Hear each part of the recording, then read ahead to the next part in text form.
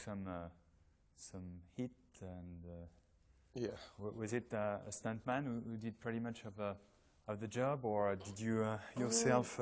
Well, I mean, don't get me wrong. I hate when actors sit there and talk about how they did all their own stunts. I mean, it just sounds ridiculous. I found a guy who looks just like me. He even sounds like me. So I like to use him as much as possible.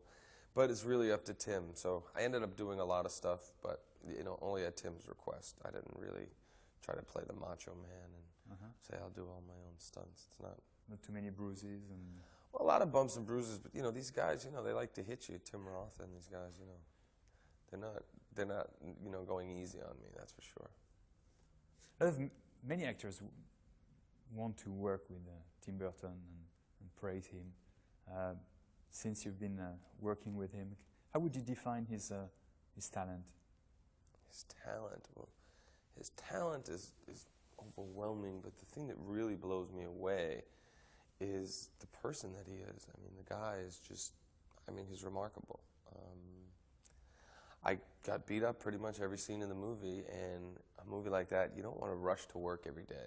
But I couldn't wait to just to get onto the set, to be around him. It was really just an amazingly pleasant experience, despite all the bumps and bruises and beatings that I took along the way. And his talent, I mean, the films that he's done speak for himself. I mean, he's got the most unique vision, I think, in film today, and you know, for a long time. And how do you sense his touch on the set, for instance? The way he directs actors, how different it is? Very simple, which is why me and him got on so well. I signed on to make a Tim Burton movie, not to make a movie where Mark Wahlberg can, you know, do what he wants to do.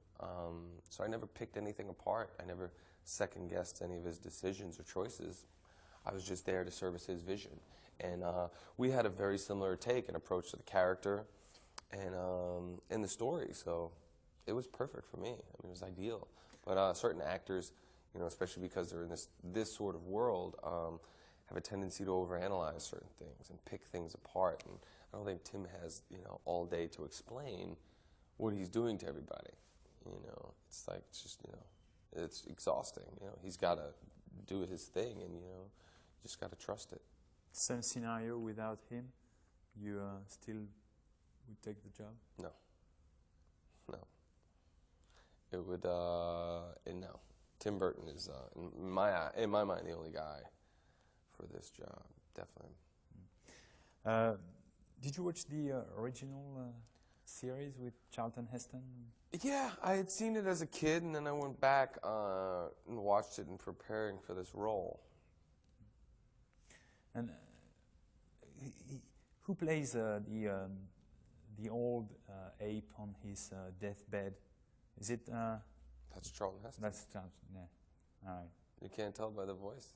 Well, you see, I'm French, so I'm not used to, you know, all famous American voices. Some of them, especially, he's becoming old. So it was like fun to have him on the set. It was. Oh, it was a blast. It was a blast. It's, obviously, you didn't, you know, you didn't have the 3 hours of makeup that Rick Baker was giving to. Was it like a very difficult job? I mean, you've been in other works where makeup is very important, but on this one, it seems like I assume that you had to wait for the other actors a lot, no? Yeah, but I was home sleeping while they were in makeup, so they would. I would never make them wait for me. That's for sure, because that would not be right. I was very aware of the fact that, you know, these guys were there for a long time, and I was conscious of it, and so I would show up on time. But you know, I'd like 15 minutes before they were finished, I'd be there and I'd be ready to go. You missed the monkey school? Yes. I missed the monkey school and the grueling hours of makeup, and I didn't have to wait that much. And what do you like best in the script? Is it the metaphor with our society that and its racism? Yes, and there are also other social issues and political issues that the film deals with. But what I like most about the story and the film as a whole is that it's able to address those issues and also be very much fun and highly entertaining, and visually stunning. I mean, Tim, you know, that's why he was the right guy for the job, because he's able to do that. And I think of a lot of other people would have only been able to focus on one or two of those elements, as opposed to being able to combine them all, which is what Tim did. And he doesn't like, you know, in his previous films, superheroes. Did he talk to you? I mean, did he say, well, you know, I don't want you to look like Rambo and Batman? Did he specifically ask, you know, some... Yeah, we talked about it. I mean, we talked about the guy being a reluctant hero. I mean, you know, make it as realistic as possible. It's the guy who lands on this planet and just wants to get the hell off, you know.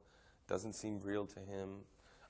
Obviously, it is to a certain extent, because he's feeling the pain of these monkeys throwing him around. But, you know, he just wants to get off. And, you know, and how did when all else fails and he cannot get off, then, of course, in order to survive, and because of the way these people are being treated, you know, then he's willing to stand up for them and himself, but only when all else fails.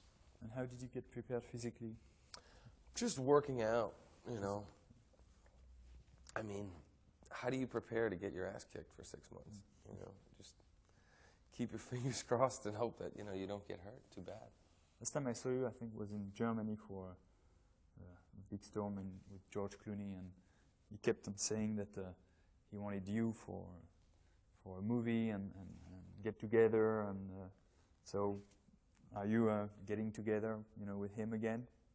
Well, I did another film that he produced. I was supposed to be in Ocean's 11, but unfortunately, this ran too long, and then I had another film that was starting up right away. So I wasn't able to work with those guys on that. But we'll do something in the near future, definitely. Since I missed the end, maybe you can explain it to me. Of course, I read it, and I understood that you were in the future. I couldn't explain the ending to you. Well, I won't tell you my got to audience. go and see it again. No, because it's a complicated ending, and I don't want to spoil it for you. Let me ask that. Okay, it's no. definitely worth seeing. I understand. Let me put that question. How come many people seem not to like the end, or you know? I read many critics, and they say, well, it's good, but I don't like the end. So why do you think people might not like the end? I don't know, because they probably don't get it, and you know, they're looking at one thing and not at everything, and it's complicated and it's challenging. But the one thing that is clear is everybody has an opinion about it, which is great, because most endings in most films don't. They're very predictable. You know what's going to happen, and that's why the ending is so great. Everybody's talking about it, and certain people can't figure it out because they're looking for the obvious, you know. How would you tell the audience, you know, about this movie? Say you are a bar. How would you define an action movie with comedy? One thing I do think I can tell you about the ending is that, you know, the way science is moving nowadays, and you know, the way we're with cloning and gene splicing, you know. That, you know, there is a possibility that in the very near future that this could happen, you know, that these, you know, very, very strong and dominant animals will be, you know, able to talk and progress in a way where, you know. Since you're talking about cloning, there is an article in the French newspaper about a company that just started in San Francisco, and they are doing a DNA copyright, and a person is hoping that many movie stars are going to buy their services to copyright their DNA. What do you think about such a... It's not a joke, by the way. Very serious. I don't know. Amazing and serious. Yeah, it's fascinating, but I don't know. I'm not running in line to be a customer. You know, that's for sure. How do you feel to be... I think, you know, nature needs to take its course. I think that's the way God intended it, and you know, it's dangerous stuff that they're playing with. That's what I think. But you know, science also can be very helpful. So we'll see what happens. You were in a few blockbusters lately. It has to change your life. In what ways it has been changing your way? You're making more money. Yeah, but I don't make bad movies. So you know, like this movie, you know, you're going to get paid a certain amount of money you know, my approach to the work hasn't changed. So it's not still luck, gotta it's because find- you really, you know, pay attention. yes, and it's about the filmmakers. I mean, you know, I worked with Wolfgang Peterson. He's made some incredible films. It was an incredible story about something that was very personal to me. And it was a movie where all these guys die in the end, so we weren't expecting it to be a blockbuster. You know, it was an expensive movie to make, but it was a very specific story about a very small group of blue-collar, hard-working people. And, you know, with this, again, Tim Burton is, in my eyes, a very independent-spirited director. He doesn't do the norm and the obvious in the middle of the road. He does very kind of, you know, off-centered, weird, and interesting things. So, you know, it wasn't like the obvious, okay, this thing's going to make $500 million worldwide, and, you know, I'll be able to make $25 million a movie. It was like, okay, I get to work with some really interesting filmmakers and continue to learn a lot. And you know. So everything is good about fame? No, no. And the one thing that it did change is that, you know, guys follow me around in vans with cameras waiting to get a picture of me that, you know, puts me in a compromising.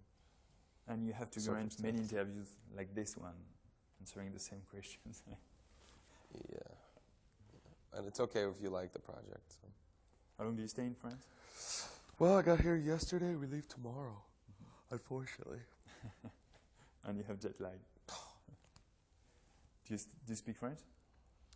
No, I just shot a film here where I was required to speak a bit of French. Which one? The Truth About Charlie, which is directed by Jonathan Demme. Spent 4 months here, and I spoke a bit of French, but, you know. Which lines do you have in mind? Well, I don't know. You'd have to see the film. Last question about movies in general. I mean, in this country, do you have directors you're looking up to, even if they're doing very small? Yes, I am. I'm fascinated with not only French film, but a lot of European filmmakers. And you know, you never know. Maybe I'll get to work with some of them in the future. Do you have any names in mind? I don't really like to name names, but you know. Okay. A couple that aren't living anymore that I'd really love to work with. But that's not going to Okay. Thank you. Thank you. My pleasure.